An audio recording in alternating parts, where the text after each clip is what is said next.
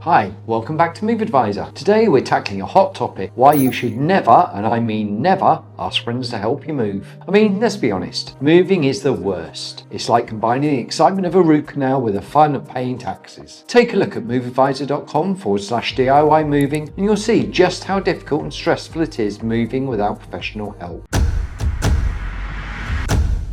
Somehow, we still think it's okay to drag our friends into this nightmare. Well, it's not. First up, let's talk about the furniture. You've got that one piece. You know the one that looks like it was designed by an evil mastermind. It's heavy, it's awkward, and was clearly never designed to be moved. Now imagine asking your best friend to help you carry it. You'll either lose a friendship or gain a hernia. Neither is good. And stairs. Why does there always have to be stairs? If your place has even one set of steps, you might as well be asking your friends to climb Everest with a refrigerator strapped to their backs. By the time you're done, everyone is exhausted and your friendship is hanging by a thread. Now, let's talk about the boxes. You've got one labelled fragile that your friends straight away think is filled with a combination of your grandma's priceless china and a bowling ball. That's guaranteed to stress everyone out. Then there's the weird stuff. You know what I mean? That life-size Simon Cowell cutout, the collection of garden gnomes, or the giant inflatable flamingo. You might think it's quirky and fun, but your friends are just trying to figure out how to Tetris it into the back of your car. Spoiler, it's not gonna fit, and now they're questioning your life choices. And let's not forget the time commitment. Hey, it'll take just a couple of hours, you say, but we all know that moving